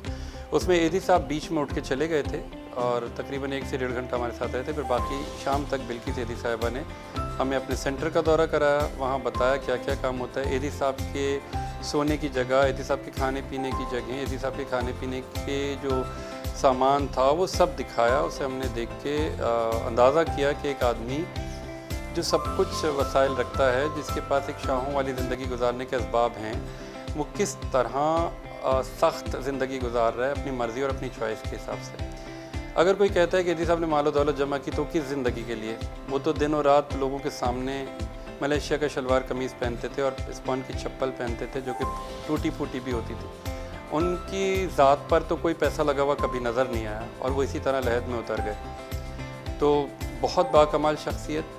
بیگم بلقیس ایدھی تھیں، ان کا ایک سینٹر ہے جس میں عورتوں کو اور لڑکیوں کو رکھا جاتا ہے. وہ ایشو سوسائٹی میں بہت ڈسکس ہو رہا ہے کہ وہاں لڑکیوں کے گردے بیچے جاتے ہیں، ان کا آپریشن کیا جاتا ہے اور مس یوز کیا جاتا ہے ان کو، جو بگڑی ہوئی لڑکیاں یا بگڑی ہوئی عورتیں ہیں. بیگم بلقیس ایدھی سے ہم نے جب اس حوالے سے بات کرنا چاہی تو یہ فریدہ عباسی مرحومہ نے سوال پوچھا تھا تو بلقیس ایدھی صاحبہ ہتھے سے اکھڑ گئیں اور کہنے لگی کہ میں اس بارے میں کوئی بات نہیں کروں گی، نہ سنوں گی، نہ میں آپ کو اس سینٹر کا دورہ کراؤں گی. اس کے بعد تھوڑی سی نرم پڑی، پولائٹ ہوتے ہوئے کہنے لگی کہ آپ کو پتہ ہے یہ کون لڑکیاں ہیں؟ یہ وہ لڑکیاں ہیں جن کے باپ اور بھائی ہمیں دے کے جاتے ہیں کہ آپ کی ذمہ داری ہے. یہ لڑکیاں ان کے قابو میں نہیں ہوتی، اپنے لوگوں کے قابو میں نہیں ہوتی اور وہ ہمارے حوالے کر کے چلے جاتے ہیں. اگر میں آپ کو ان کا اس جگہ کا دورہ کراؤں گی تو آپ ان لڑکیوں کی تصویریں چھاپیں گے، ان کی باتیں چھاپیں گے تو جو عزتیں ہم سنبھال کے بیٹھے ہیں وہ اس طرح اچھلیں گی. تو بڑا جینین پوائنٹ آف ویو تھا ان کا بلقیس ایدھی صاحبہ کا، اور جس سے ہم قائل ہو گئے. اور فریدہ عباسی نے کہا کہ نہیں، ہم نہیں جائیں گے اور ہم نہیں چاہیں گے کہ اس بارے میں مزید بات ہو. تو یہ اس طرح کے سنہرے لوگ ہیں جن کی میں جتنی باتیں کروں کم ہے. میں نے شو بزنس کی صحافت میں 3 دہائیاں گزاری ہیں. میں نے سنگل مائنڈڈ ڈٹرمنیشن کے ساتھ کام کیا، ایک ہی طرف نظر اور ایک ہی طرف چال. لیکن کبھی کبھی ٹامک ٹوئیاں بھی ماری ہیں. یہ جیسے میں نے بتایا کہ نان شو بزنس کچھ ورک ہے تو وہ اپنا انٹرسٹ ہوتا ہے، آپ دوسری فیلڈ میں بھی کچھ نہ کچھ دلچسپی رکھتے ہیں تو وہ کچھ کام کیا. اس کے علاوہ مجھے ڈرامے یا افسانے لکھنے کا بھی شوق رہا. میرے افسانے کچھ سچی کہانیاں میں شائع ہوئے تھے. اس زمانے میں تجرباتی بنیادوں پر میں کام کر رہا تھا تو شمیم نوید صاحب نے انکریج کیا اور سیما غزل صاحبہ نے پہلے میری 2 کہانیوں کو ری رائٹ کیا. اس کے بعد پھر میں نے 2-3 اور کہانیاں لکھی تھیں، آگے نہیں کر پایا. اس طرح میں نے ایک ٹی وی پلے بھی لکھا تھا، لانگ پلے تھا، تیری الفت میں صنم. یہ سن 2000 کی بقرعید پر پی ٹی وی سے چلا تھا. اسے ایوریڈی والوں نے چلایا تھا پرائیویٹ پروڈکشن کے طور پر. اس کے میں نے اس ڈرامے کی پروڈکشن بھی کی اور اس میں اسے لکھا بھی, اس کے اسکرپٹ کو بھی لکھا تھا, جس کی نوک پلک ہمارے ڈائریکٹر نے سنواری تھی. اس میں یاسر نواز ہیرو کے رول میں تھے. تو یہ ایک اچھا ایکسپیرینس تھا, لیکن چونکہ فائنینشلی مجھے اچھا فیڈ بیک نہیں ملا تو میں تھوڑا سا ڈسہارٹ ہو گیا تھا, کیونکہ جب آپ کو کام کا پیسہ نہ ملے, اور میں اس فیلڈ میں اتنے عرصے سے تھا تو پیسہ کما رہا تھا, تو جہاں پیسہ نہیں ملتا تو وہاں بندہ کنٹینیو نہیں کرتا, آگے نہیں جاتا. آلٹرنیٹ فیلڈ آلریڈی موجود ہے, اور جہاں سے میں پیسہ کما رہا ہوں تو پھر میں اس فیلڈ کی طرف اسٹرگل بھی کیوں کروں گا جہاں مجھے فرسٹ اسٹیپ پر پیسہ نہیں ملا. تو اس طرح سے ڈسکنٹینیو ہو گیا. شوق اب بھی اگر موقع ملا تو کبھی ڈرامہ پروڈکشن کی طرف یا رائٹنگ کی طرف جاؤں گا. میرے ذہن میں بڑے اچھے اسکرپٹس ہیں جنہیں ڈراماٹائز کیا جا سکتا ہے. دیکھیں, ٹائم ول ٹیل کہ یہ سکسیسفل رہتا ہوں کہ نہیں. دیکھیں, جب کوئی کام آپ لکیر سے ہٹ کے کرتے ہیں اور آپ کے ایک جو ہمارا فیملی سیٹ اپ ہوتا ہے جہاں ہم اسٹڈیز کرتے ہیں, سب ایک طرح سے ایک روٹین بنی ہوئی ہے, ایک ٹرینڈ ہے کہ آپ نے پڑھنا ہے, پڑھنے کے بعد یونیورسٹی جانا ہے, یونیورسٹی جانے کے بعد اپنا کیریئر اسٹیبلش کرنا ہے. تو ہم لوگ جو فیلڈ کے لوگ ہیں, جو صحافت میں جاتے ہیں یا جو شو بزنس میں جاتے ہیں یا جو ایکٹنگ میں جاتے ہیں یا جو اس ڈائریکشن میں جاتے ہیں, مطلب واٹس ایور جس بھی فیلڈ میں جاتے ہیں, وہ ایک نارمل سیٹ اپ سے نہیں آتے. وہ ان کو ایک سمجھیے خاندان میں بغاوت کرنا پڑتی ہے یا بغاوت جیسا ماحول فیس کرنا پڑتا ہے. سیم ایز دیٹ مجھے جب میں کالج میں تھا, میں ڈی جے سائنس کالج میں پڑھتا تھا, فرسٹ ایئر اور انٹر میں نے وہاں سے کیا. میرے اچھے مارکس سے اسٹڈیز میں دلچسپی لیتا تھا اور مارکس بھی اچھے آتے تھے, لیکن میرا رجحان بڑا تیزی سے ڈائیورٹ ہو رہا تھا اور میں اپنے ڈمی میگزینز بنایا کرتا تھا شو بزنس میں اور فیشن میں ہی میری دلچسپی تھی.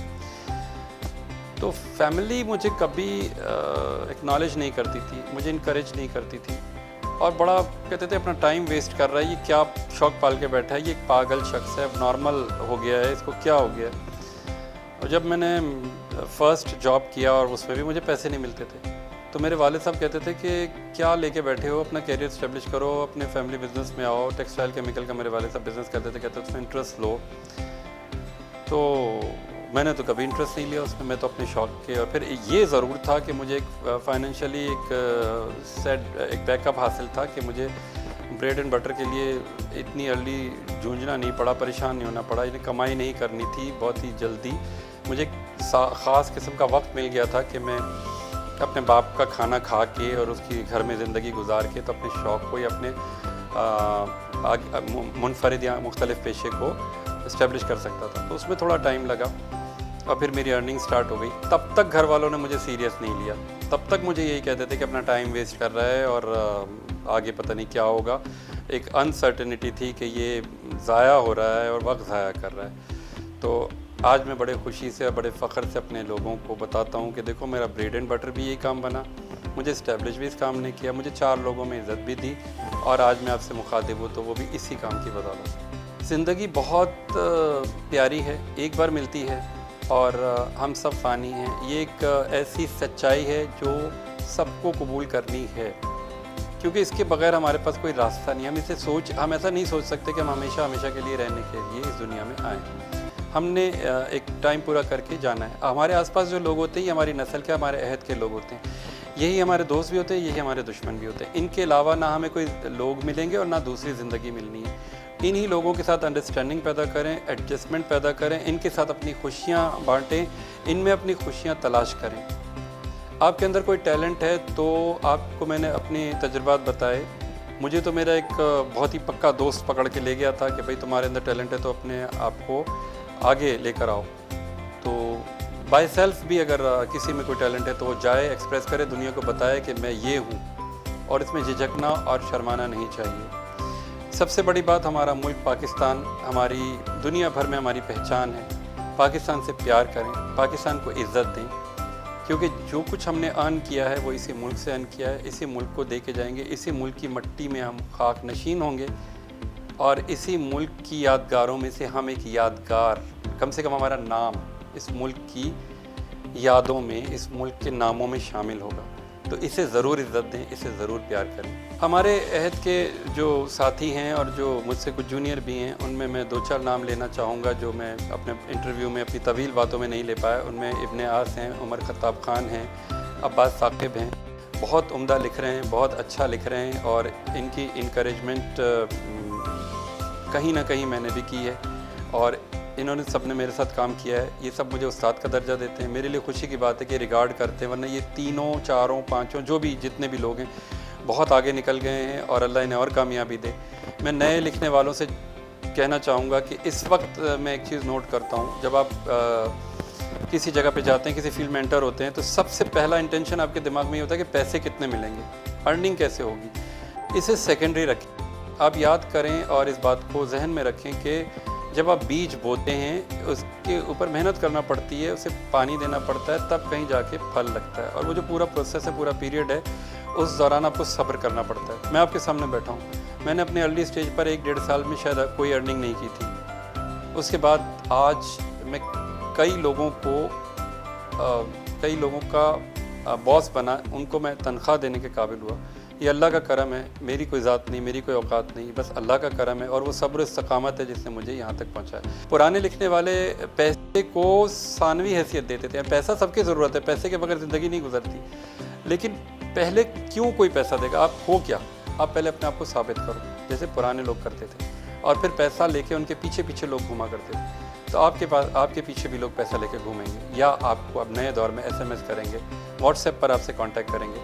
تو آپ اپنے پیشن کو کنٹرول کیجئے. پیسہ آپ کے پیچھے ضرور آئے گا اگر آپ میں ٹیلنٹ ہے اور آپ اپنی صحیح جگہ پر ہو تو.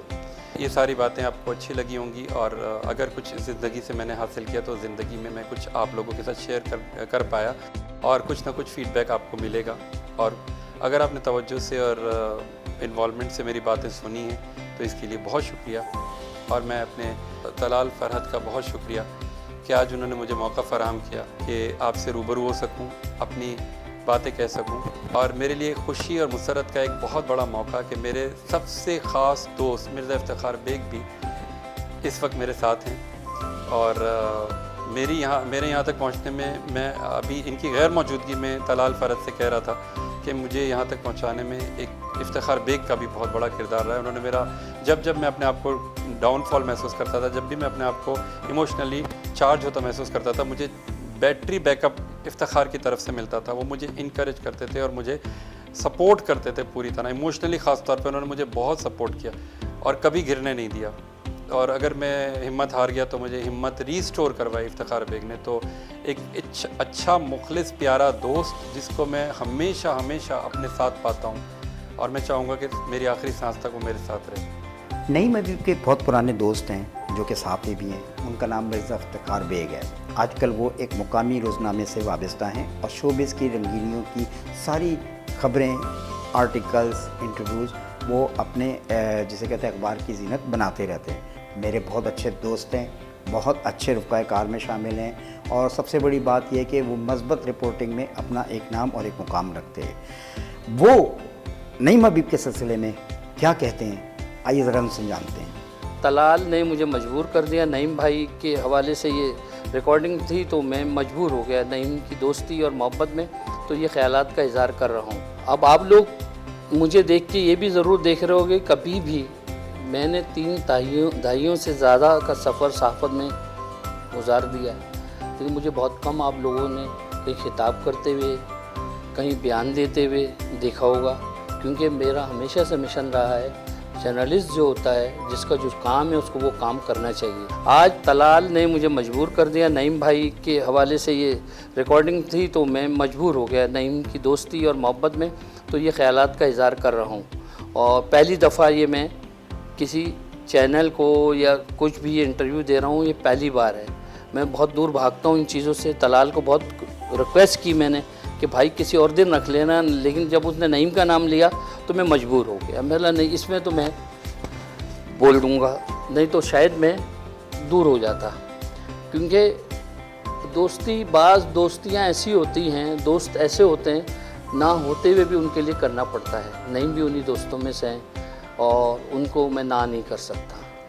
وہ لمحات ایسے یادوں میں کھو جاتے ہیں ہم، جو لوگ جانتے بھی نہیں اور وہ دلوں میں بس جاتے ہیں. تو مجھے بہت سے دوست ملے، لیکن 3 دہائیوں سے زیادہ عرصے سے ایک شخص جو اپنے کام میں جنونی پروفیشنلزم، اس کی ترجیحات میں شامل، ایسے بہت کم لوگ میں نے دیکھے. صحافتی زندگی میں بھی، صحافتی دور میں بھی، عملی زندگی میں بھی. اگر میں یہ کہوں کہ اس نے بتایا کہ اپنے آپ کو منوانا کیا ہوتا ہے، کیسا جیا جاتا ہے، کیسے جیتے جاتے ہیں دل، وہ جانتا ہے، کیسے دل رکھے جاتے ہیں، کیسے لوگوں کو منایا جاتا ہے، کیسے نبھایا جاتا ہے رشتوں کو، دوستوں کو، دشمنوں سے کس طرح تعلق رکھا جاتا ہے، احساس بھی نہیں ہوتا اور دشمنی بھی، ناراضگی بھی ہے لیکن احساس ہونے تک نہیں دیتا وہ۔ ایسے ہی تو کچھ دوستوں میں ایک نام میرے دوست نعیم حبیب کا بھی ہے، جو نام کا ہی حبیب نہیں ہے، دل کا بھی حبیب ہے۔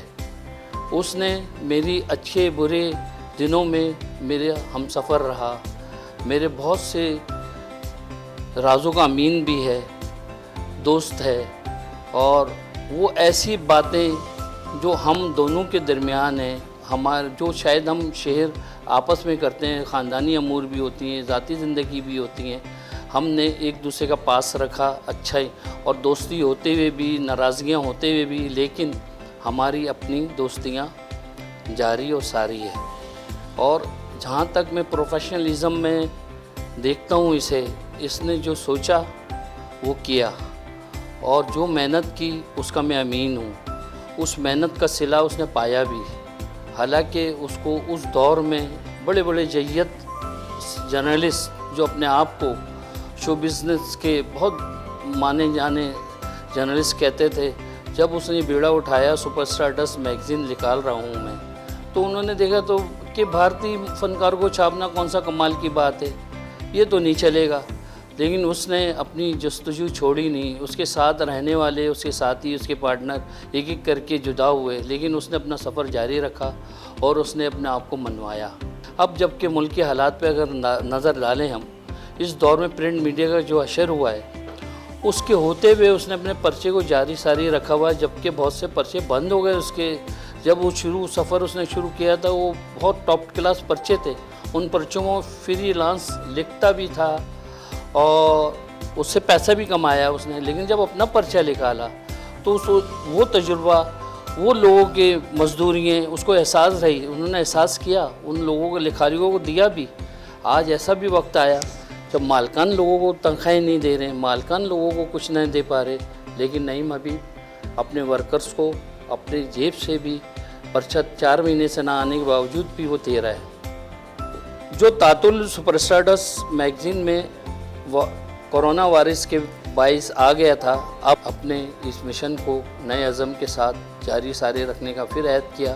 حالانکہ ایک لمحہ ایسا بھی آیا تھا کہ چھوڑ چھاڑ کے بیٹھ جائے، لیکن نہیں، اس نے ہمت نہیں ہاری۔ میں اس کو مبارکباد دیتا ہوں، حوصلہ مندی کی بھی، جرأت کی بھی، کہ بھارتی فلمیں بند ہیں، سینما گھر بند ہیں، تو کون پڑھے گا؟ سرکولیشن نیچے آ رہی ہے، اشتہاری پیسے نہیں ہیں، اشتہارات نہیں مل رہے، اپنی جیب سے لگا کے پھر بھی وہ لگا رہا ہے، اور پاکستانیت کو فروغ دیا اس نے۔ کورونا وائرس نے سینما گھروں کو بند کر دیا۔ اب اس صورتحال میں 24 پرچوں کی بہت بری حالت ہو چکی ہے، لیکن اس نے اپنا سفر جاری ساری رکھا ہوا ہے، اور اتنی شاندار کامیابی کے ساتھ اتنے 3 دہائیاں گزرنے کے بعد بھی نعیم نے جو بھی جدوجہد کی اور اس کو جاری و ساری رکھا ہوا ہے، وہ قابل تحسین ہے۔ میرا اور اس کا ناطہ دوستی سفر جاری ہے اور جاری رہے گا۔ شاید لوگوں کے دن میں ہے کہ یہ ایسی دوستی کیسی رہ سکتی ہے، لیکن یہ دوستی اس لیے برقرار ہے، نہ اس کو مجھ سے غرض ہے، نہ مجھے اس سے مفادات ہے، تو جب ہی رہ سکتی ہے۔ اور ہم ایک دوسرے کے خیرخواہ ہیں، اور ہم سب کو ایک دوسرے کا خیرخواہ ہونا چاہیے۔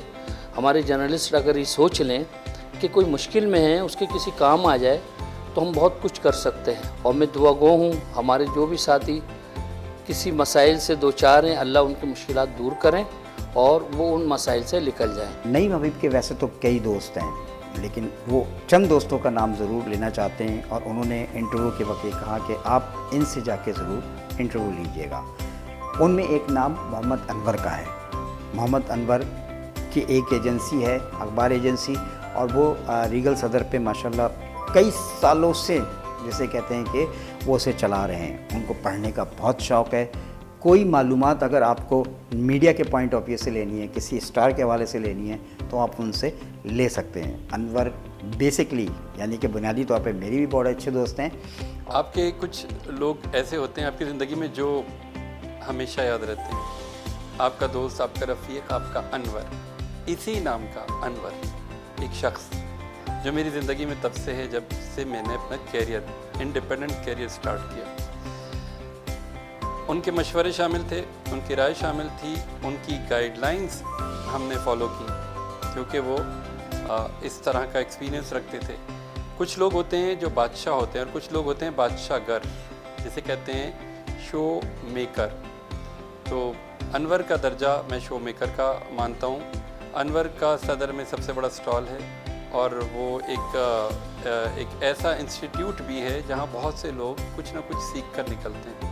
मैं भी उनमें से एक हूँ। अर्ली स्टेज पर 90s की बात है, जब मैं अनवर के स्टॉल पर जाकर मुख्तलिफ मैगज़ीन्स और अखबारात देखा करता था, तो हमारी दोस्ती की शुरुआत हुई थी। शफ़ी साहब होते थे और अनवर साहब। शफ़ी साहब अब दुनिया में नहीं है। फिर जब उन्हें पता चला कि मैं इसे प्रोफेशनली शुरू करने वाला हूँ, इसे अपना पेशा बनाने वाला हूँ, इसके ज़रिए पैसा कमाने का इरादा रखता हूँ, तो फिर अनवर के माहिराना मशवरे शुरू हुए और जो कारगर भी थे और जो एक राह भी मुतय्यन करते थे।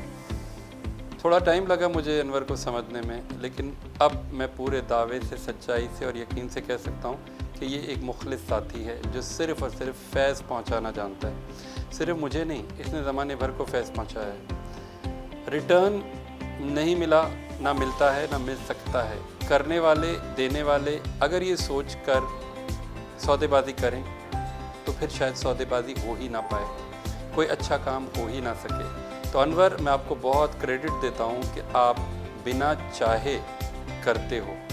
आपको रिस्पांस जैसा भी मिला, आपने अपनी अच्छी आदत को आज तक ख़त्म नहीं होने दिया। रिस्पॉन्सेज आप जानते हैं, दुनिया ओवरऑल खुदगर्ज़ है, दुनिया ओवरऑल बुरी है, लेकिन इस बुरी दुनिया में आपने अच्छाई के बीज बोए हैं, बहुत सारे बोए हैं। कुछ में से दरख्त और फल बरामद हुए और कुछ में से नहीं, कांटेदार झाड़ियाँ बरामद हुई, लेकिन आपने अपनी आदत बरकरार रखी। इसके लिए मैं आपको बहुत अप्रिशिएट करता हूँ और मानता हूँ कि आज अगर मैं यहाँ हूँ, आपका भी उसमें कंट्रीब्यूशन है। हमारे यहाँ पढ़ने का रुझान इतना नहीं है। एक वक्त था लोग सुपर स्टार्टर्स का इंतज़ार किया करते थे, कहा करते थे कि कब आएगा मैगज़ीन। इंडिया में एक प्रोग्राम टीवी पे, सोनी चैनल पे आता था, कॉमेडी सर्कस के नाम से। कई आर्टिस्ट इंडिया के, लेकिन जो मुकाम काशिफ खान ने हासिल किया है, काशिफ खान नंबर 1 इनाम हासिल किया उन्होंने। पाकिस्तान आए, बहुत खुश थे। तो मैंने नईम से कहा, मैंने कहा नईम, काशिफ का इंटरव्यू लगाइए आप, और ये पाकिस्तान का नाम रोशन किया है इन्होंने, तो इस हवाले से आप इनका करें। 2 सफ़ों का कम से कम अपने रिसाले में इनका इंटरव्यू होना चाहिए। तो नईम ने मेरी बात रखी और काशिफ का इंटरव्यू इसमें लगाया। काशिफ भी बहुत खुश हुए, कहने लगे, उन्होंने भी मेरा शुक्रिया अदा किया, कहने लगे कि नहीं अनवर भाई, आपकी वजह से नईम साहब ने मेरा इंटरव्यू इसमें शाया किया, ये बहुत बड़ी बात है। माजी के झरोकों में जाएं तो वापस आने को जी नहीं चाहता, एक स्टॉक की तरह जमा हूँ, इन्हें भी किसी से शेयर किया जा सके। Till my last breathe I want to my all days will happen like this. जो कुछ गुजर गया वो गुजर गया, और जो कुछ गुजरने वाला है वो भी ऐसा गुजरे कि मैं किसी से शेयर कर सकूं, खुशी के साथ, मुसर्रत के साथ। नईम हबीब, मुझे एक मिसरा याद आ रहा है। एक तीर मेरे दिल पे मारा कि हाय हाय, और ये मौका मुझे दिया है तलाल ने। काफ़ी दिन से मेरे पीछे पड़े हुए थे और हम मुलाकात नहीं हो पा रही थी, लेकिन बिल आखिर उनकी मोहब्बत में, नईम की मोहब्बत में हम दोनों जो गिरफ़्तार हैं, उसकी वजह से आज बहरहाल हम इकट्ठा हो गए। और इन्होंने मुझसे कहा कि नईम के बारे में अपने ख्यालात का इज़हार करूं। तो नईम हबीब के साथ मेरा कोई वर्किंग रिलेशनशिप नहीं है। हम यानी किसी एक जगह पर हमने इकट्ठा काम नहीं किया। हाँ, टीवी टेम्पो का मैं जाया करता था जब सलीम नासिर मरहूम थे, तो 1-2 मैंने लिख कर भी आर्टिकल्स दिए थे। मैं उस वक्त इंडिया से नया नया आया था, वहाँ नईम हबीब से मेरा तारुफ़ हुआ। अहमद सलीम उस वक्त गालिबन टीवी टेम्पो करते थे, उसने ही मिलाया अहमद सलीम ने, नईम को याद होगा। उसके बाद में फिर हम जैसे सहाफ़ी बिछड़ जाते हैं, बिखर जाते हैं, तो हम बिखरे रहे, लेकिन گاہے بگاہے ملاقات ہوتی رہی. ناصر رضا بھی ہمارے مشترکہ دوست، ہمدرد، محبت کرنے والا انسان تھا. تو ٹی وی ٹائمز میں بھی ملاقات ہوتی رہی، باہر بھی ہوتی رہی. پھر ایک وقت یہ آیا کہ میں ڈیلی اخبار میں تھا، نئی اپنا سپر اسٹارڈسٹ نکال چکے تھے. تو اس زمانے میں ایک ہم نے ایسوسیشن بنائی تھی صحافیوں کی، ایک تو آلریڈی تھی اور ہم نے بنائی تھی. اس میں نعیم، میں، رمضان، رشید شکور، اس طرح ہمارے اور کچھ دوست تھے، ہم لوگ تھے. ہم اپنی ایکٹیویٹیز کرتے تھے تھوڑی بہت، تو وہاں ملاقاتیں ہوتی تھیں. اچھا، اب میں یہاں ایک بات بتاؤں کہ عموماً ہمارے پاس ایک رواج یہ ہے کہ جب کسی کے بارے میں آپ کمنٹ لے رہے ہوتے ہیں تو لوگ بڑی منافقت سے کام لیتے ہیں، یعنی صرف اچھا ہی بول رہے ہوتے ہیں اور زمین آسمان کے قلابے ملا رہے ہوتے ہیں. لیکن جبکہ ایسا نہیں ہے. دیکھیے، انسان اچھائی اور برائی کا مجموعہ ہے، بلیک اینڈ وائٹ نہیں ہے، خالی گرے بھی ہے. تو ہر انسان کی طرح سے میرے میں بھی، نعیم میں بھی یقیناً کچھ خوبیاں ہوں گی، کچھ خامیاں ہوں گی. تو ایک دو تو مجھے بڑے دکھ بھرے واقعے یاد آتے ہیں جو نعیم سے مجھے دکھ پہنچا تھا. میں نے ایکسپیکٹ نہیں کیا تھا کہ نعیم جیسے شریف، مرنج، بہت ہی مہذب، بااخلاق اور ڈاؤن ٹو ارتھ، منکسر المزاج اور ساتھی بھی کام کرنے لوگ میری بہت ریسپیکٹ کرتے رہے، چونکہ مجھ سے عمر میں بہت چھوٹا ہے وہ. تو لیکن اس کے باوجود بھی انہوں نے پتہ نہیں کیا ان کی صحافتی مجبوری تھی یا ضرورت تھی، بلکہ مجبوری نہیں، ضرورت تھی. انہوں نے اپنے میگزین میں 2 مرتبہ میرے 2 اسکینڈلز کے حوالے سے یک طرفہ طور پر خبریں شائع کی. یک طرفہ میں کہوں گا وہ، حالانکہ مجھے معلوم کر سکتے تھے میرا موقف بھی. اب ایماندارانہ صحافت تو وہی ہوتی ہے. بس اب اگر میں یاد کروں تو اس سے زیادہ مجھے کچھ بھی ایسی چیز یاد نہیں ہے جو میں نگیٹو بات کر سکوں. بس اب میں یہاں سے آگے شروع کروں گا کہ نعیم نے بالکل صحافت کی ابتدائی سیڑھی سے کام شروع کیا اور اپنی ذہانت سے اور تخلیقی صلاحیتوں کی مدد سے وہ آگے ترقی کرتے گئے. اور سپر اسٹارڈسٹ جو نکالا وہ اس دور میں یقیناً ایک بڑا منفرد رسالہ تھا، اور خوبصورتی کے اعتبار سے بھی، پروڈکشن کے اعتبار سے بھی، اور اس میں جو کانٹینٹ ہوتا تھا وہ بہت اعلیٰ ہوتا تھا. اس کو سجاتے تھے اور بہت محنت کی نعیم نے. اور مجھے نام یاد آ رہا ہے عمر خطاب، ان کو ٹیم بھی بہت اچھی ملی. عمر خطاب بھی ان کے ساتھ تھے مارکیٹنگ میں غالباً، میرا جہاں تک خیال ہے. تو نعیم سے بس سپر اسٹارڈسٹ کے تھرو ملاقات ہوتی رہتی تھی یا کہیں ہم محفلوں میں کہیں مل جائیں. لیکن میں نے ہمیشہ انہیں بہت ہی منکسر، جیسا میں نے پہلے کہا، بہت بااخلاق، بہت مہذب، کلچرڈ، اور یہاں تک کہ جب انہوں نے میرے بارے میں 2 مرتبہ نگیٹو رپورٹس لکھی بھی، اس کے باوجود بھی جب وہ ملتے تھے مجھ سے تو ایسا لگتا تھا کہ جیسے کہ انہوں نے کچھ کیا ہی نہیں ہے. اور یہ میں نے جو 2 واقعات کا ذکر کر دیا ہے آپ کے، اس لیے کہ میں نے کبھی شکوہ آپ سے نہیں کیا تھا، تو اس موقع کا فائدہ اٹھا کر کیا. لیکن میرے دل میں بخدا کچھ بھی نہیں ہے. کئی مرتبہ انڈیا جانے کا موقع ملا. پاکستانیوں کے لیے بھارت کا ویزا آسان نہیں، چاہے آپ صحافی ہوں، چاہے آپ ڈاکٹر ہوں، چاہے آپ کسی بھی پیشے سے وابستہ ہوں. انڈیا جانا اور پھر پولیس انکوائری کے مراحل سے گزرنا، اور اس کے بعد اپنا کام اگر کوئی کرنے جا رہے ہیں تو کیونکہ ایک ہمیں اس طرح اجازت نہیں ہوتی وہاں جا کے کام کرنے کی. پہلا وزٹ تو میرا 1990 میں تھا، جبکہ یہ میگزین میں نے نہیں نکالا تھا، سپر اسٹارڈسٹ نہیں تھا، اور 1991 میں شروع ہوا. تو اس وقت تو مجھے فیلڈ میں کام کرنے کا موقع نہیں ملا تھا. میں نے وزٹ ضرور کیا تھا لیکن کام نہیں کیا تھا. 96 میں افتخار بیگ میرے دوست ہیں، ان کے ساتھ میرا جانا ہوا تھا. تو ہم لوگوں نے وہاں کرن کمار جو ہے مشہور ایکٹر ہیں، انہوں نے ہمیں کافی سپورٹ کیا. انہوں نے اپنے سیکرٹری کو کہا کہ ان کو اسٹوڈیوز میں لے کے جاؤ. تو اس وقت چونکہ کچھ ہڑتال وڑتال تھی، کیا تھا کہ وہ فلم سٹی میں آلموسٹ مطلب ہر وقت شوٹنگ چلتی رہتی ہے. تو اتفاق کی بات ہے کہ جب ہم فرسٹ ٹائم فلم سٹی میں انٹر ہوئے تو وہاں کوئی شوٹنگ نہیں ہو رہی تھی، اور مختلف سیٹس لگے ہوئے تھے، جن میں فلم عامر خان کی مشہور فلم عشق کا سیٹ تھا، 1942 لو اسٹوری کا سیٹ تھا، फिल्मिस्तान स्टूडियो गए, वहाँ फेमस जेल जिसमें बहुत सारी फिल्मों में जेल दिखाई गई, वो जेल देखी। मुख्तलिफ़ जगहों पर नटराज स्टूडियो देखा, फिल्मालिया स्टूडियो देखा और चांदी वाली स्टूडियो देखा। एसएल स्टूडियो में एक ड्रामे की रिकॉर्डिंग हो रही थी, तो उस ड्रामे की रिकॉर्डिंग में मुझे और इफ्तिखार बेग को बिठा दिया गया। ड्रामे का नाम था इंसाफ। उसमें हम दोनों अदालत के एक सीन में बैठ गए और हमें फोकस किया गया। किरण कुमार ने ख़ास इंस्ट्रक्शन दी थी कि 2 पाकिस्तानी मेहमानों के क्लोजअप्स लेने हैं, तो वो भी एक अच्छी यादगार थी। किरण कुमार ने बहुत ही फ्रेंडली बिहेवियर दिखाया था और मैं उनसे काफ़ी मुतासर हुआ। उन्होंने मुझे कहा कि आप मेरे घर आके खाना खाओगे, तो हमने माजरत चाहिए थी। किरण कुमार ने मुझे कहा कि मेरी वाइफ जो है वो झेलम की है और मैं पिंडी का हूँ, और उन्होंने कहा कि मेरे घर में बकरे की ज़बान बहुत अच्छी बनती है, भेजा बनता है। तो मैं बड़ा हैरान हुआ। मैंने कहा हमारे यहाँ तो एक तस्वुर है कि हिंदू जो होते हैं वो सिर्फ वेज खाते हैं, नॉन वेज नहीं होते। तो कहने लगा नहीं, मैं तो हमारे यहाँ तो बनता ही नॉन वेज है और मेरी वाइफ बहुत अच्छा बनाती है। बहरहाल हम लोग, उन्होंने ये सब बातें की, लेकिन हम उनके घर नहीं गए खाना खाने, क्योंकि हमारे तस्वुर है कि हम हलाल और हराम की बहुत ज़्यादा ख्याल करते हैं और हम नहीं खाते आम तौर से। एक अच्छा एक्सपीरियंस था।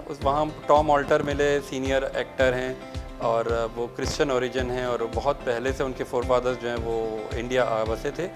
उनकी उर्दू बड़ी शानदार, बड़ी ज़बरदस्त किस्म की उर्दू बोलते हैं और उर्दू लिखना पढ़ना भी जानते हैं, जबकि वहाँ आमतौर पर बॉम्बे में उर्दू का चलन बहुत कम हो गया। वहाँ एक पुराना सीरियल, मशहूर सीरियल बुनियाद, जो इंडियन टीवी पर, दूरदर्शन पर चला था और पाकिस्तान में भी बहुत देखा गया था, तकसीम के पस मंज़र में था। उसके डायरेक्टर से मुलाकात हुई। ये तो मैं पहले दिन की बात आपको बता रहा हूँ जब स्टूडियो विज़िट किया था। उसके बाद नेक्स्ट डे हम अफलातून की शूटिंग पर गए, जो एक स्ट्रीट पर हो रही थी। वहाँ बड़ा सेफ्टी मेजर्स थे, बहुत प्रिकॉशंस थी, तो बहुत ही ज़्यादा सार में हमें ले जाया गया। गुड्डू धनोवा डायरेक्टर और शबनम कपूर जो इसके प्रोड्यूसर थे, सिख थे वो, उन्होंने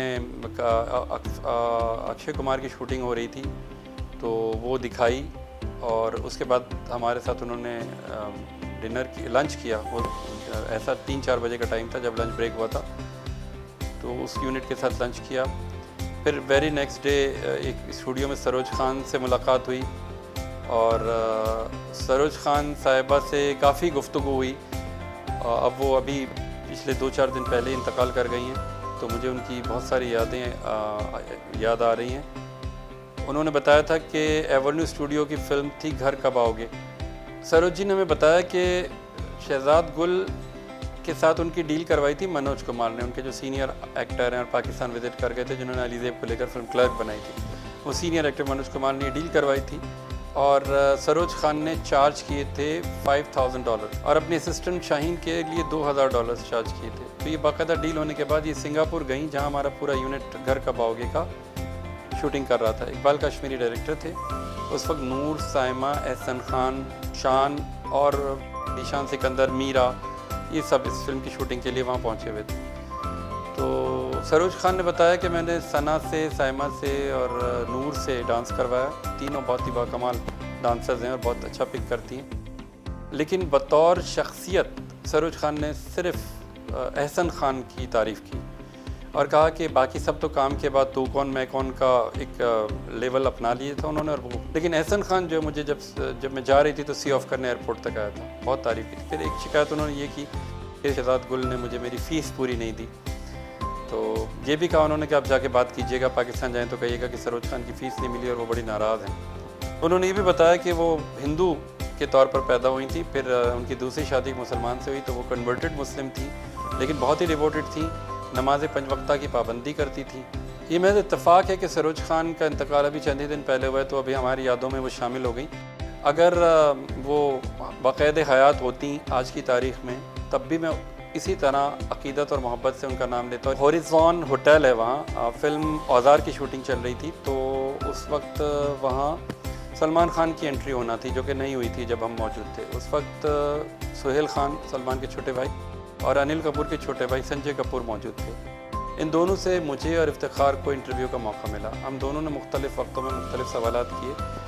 शूटिंग स्टार्ट नहीं हुई थी तब तक ये दोनों साहिबान हमसे बातें करते रहे। जब शूटिंग के लिए उन्हें क्यू दिया गया कि अब आप तैयार रहें, किसी भी वक्त कॉल किया जा सकता है, तो वो डिस्कम्फर्ट होने लगे कि अब बातचीत नहीं होनी चाहिए। तो सुहेल खान ने ज़रा उखड़े जवाब देने शुरू किए। उसके बाद हमने इंटरव्यू ऑफ कर दिया। सुहेल खान ने बताया था कि उनकी एक पुप्पी پاکستان میں کراچی میں رہتی ہیں، جن سے ان کی فون پر بات ہوتی ہے اور یہ خواہش ظاہر کی تھی کہ وہ پاکستان آنا چاہتے ہیں۔ اسی طرح سنجے کپور نے بھی کہا تھا کہ ان کے فور فادرز جو ہے وہ پشاور سے بلانگ کرتے ہیں اور ان کی ساری فیملی پاکستان وزٹ کر چکی ہے اور ان کو پاکستان اپنا دوسرا گھر لگتا ہے۔ تو محبتیں تھیں جو ہم نے سمیٹیں، جو ہم نے دیں، اور ہم نے چاہا کہ امن ہو، کیونکہ یہ دونوں ملک حقیقت ہیں، وہ ادھر اور ہم ادھر۔ ہم لوگ دشمنی کر کے رہیں گے، دونوں تکلیف میں آئیں گے، دوستی کر کے رہیں گے، دونوں ایک دوسرے سے کچھ نہ کچھ پائیں گے۔ ہماری کوشش رہی ہے کہ محبت کا ماحول بنے۔ پاکستان میں انڈین فلمز ہمیشہ ہر دور میں شوق و ذوق سے دیکھی جاتی رہی ہیں، آج بھی دیکھی جاتی ہیں، لیکن آج ہماری حکومت نے پابندی لگائی ہے۔ بھارتی حکومت کا جارحانہ اقدام جو 5 اگست سن 2019 میں کشمیر کے سلسلے میں ہوا اور انہوں نے کشمیر کا اسپیشل اسٹیٹس ختم کیا، جس کے بعد انڈین فلم انڈسٹری سے کوئی صدا بلند نہیں ہوئی، تو سپر اسٹارڈسٹ نے احتجاجاً اپنی 29 سالہ پالیسی کو چینج کرتے ہوئے انڈین سٹف کو ٹوٹل ختم کر دیا، ٹوٹل بائیکاٹ، جس کا ہمیں مالی طور پر بہت نقصان اٹھانا پڑا۔ سرکولیشن ڈاؤن ہو گئی، کیونکہ جو ہمارا ریڈر عادی تھا، جسے ہم نے 3 دہائیوں تک ایک چیز کا ڈوز پلا پلا کے عادی بنا دیا تھا، اسے یک لخت وہ مشروب چھین لیا گیا۔ تو اس کو ایک نئی چیز جو دی گئی، یعنی ہم سے ٹوٹل 100% پاکستانی سٹف کے ساتھ آئے، تو ہمیں بہت برا ایکسپیرینس رہا مالی طور پر، کیونکہ ہمیں لوگوں کی پذیرائی نہیں مل پائی۔ اب ہم تبھی انڈین سٹف کو ریسٹور کریں گے جب ہماری دونوں کی حکومتیں پھر مفاہمت و دوستی کی طرف جائیں گی، اور ایسا ایک دن ضرور ہوگا۔ مجھے امید ہے صرف دوستی اور محبت ہی ہمارا مسئلہ حل کر سکتے ہیں۔ ہمارے دوستوں میں جاوید میر شامل ہیں، جنہوں نے میرے ساتھ بہت کام کیا اور ہم دونوں نے مل کر ایک عرصے تک شو بزنس کو پروان چڑھایا اور کافی ساتھ رہا۔ ہم نے کچھ سیکھا، کچھ سکھایا اور ایک دوسرے کی کمپنی کو بہت انجوائے کیا۔ آج بھی جاوید میر میرے دوستوں میں شامل ہیں اور ہم ملتے ہیں اور ہماری فیملی گیدرنگ بھی ہوتی ہے۔ فلم پہلی نظر بنائی تھی، ایک فلم تھی محبت اسی کو کہتے ہیں، وہ شاید نام تھا۔ اس میں اس وقت ایک آرٹسٹ تبسم عارف وہ آئی تھیں، اور فلم جو بنائی تھی ہم نے اینول ایشو میں، ہمارے شو بزنس کے اینول ایشو میں شائع ہوئی تھی۔ اس میں جاوید میر میرے ساتھ تھے، سالم شہیدی ہمارے فوٹوگرافر تھے۔ ہم لوگوں نے بارش ہو گئی تھی تو پوری رات ہم لوگ وہاں رہے تھے اور شوٹ کیا تھا اس کو۔ اس میں پہلے ہم اسکرپٹ بنا لیتے تھے کہ ہمیں اس طرح کی تصویریں بنانی ہیں، اور وہ پھر اس کو کیپشن کے ذریعے ایک اسٹوری اسٹیبلش کرتے تھے ٹل دی اینڈ، وہ پھر ایک اسٹارٹ ٹو اینڈ ایک اسٹوری کی طرح ٹریٹ ہوتی تھی۔ میں الحیہ صدیق فیمس ماڈل تھیں اس وقت، ہما میر جو آج کی بھی کافی نامور پرسنالٹی ہیں، اور ہمارے سنگر سلیم جاوید جو اب تک ہیرو کی طرح ہیں، ان کو لیا تھا، ان کے ساتھ ایک اسٹوری اسٹیبلش کی تھی۔ بہت اچھا وقت گزرا جسے میں کبھی فراموش نہیں کر پاؤں گا، جب ہم اپنے شوق کو تکمیل تک لے جا سکتے تھے with the help of Siyam Mirza, Riaz Mirza, Maqbool Jalees, Nasir Raza اور بہت سارے نام ہیں، پروین شیروانی۔ یہ لوگ سب ہمارے اوپر تھے اور ہمیں فیسیلیٹیٹ کرتے تھے کہ جو جی چاہے کرو۔ آپ سب کا بہت شکریہ، آپ نے مجھے اتنی دیر برداشت کیا، اور سب سے بڑا شکریہ طلال فرحت کا، جنہوں نے یہ پاسبل بنایا۔ ناظرین، پروگرام کا وقت کیسے ختم ہوا پتہ ہی نہیں چلا۔ اب باری ہے اجازت لینے کی۔ انشاءاللہ تعالی ماضی کے جھروکوں سے میں آپ سے ایک اور نئے مہمان سے ملاقات ہم کرائیں گے، اور وہ اپنی زندگی کے وہ راز، وہ باتیں، وہ واقعات، وہ کانٹوں پہ چلنے کے بعد کامیابی جو انہوں نے سمیٹی ہے، ہم ان کو آپ کے سامنے لے کے آئیں گے۔ امید ہے کہ آپ کو ہمارا پروگرام ضرور پسند آئے گا اور آیا ہوگا، لہٰذا یہ تو رائٹ بنتا ہے کہ آپ اس کو سبسکرائب کریں، شیئر کریں اور اپنی دعاؤں میں ہمیشہ ہمیں یاد رکھیں۔ آپ اپنا اور اپنے گھر والوں کا خصوصی طور پہ خیال رکھیں۔ اجازت دیجیے، اللہ حافظ۔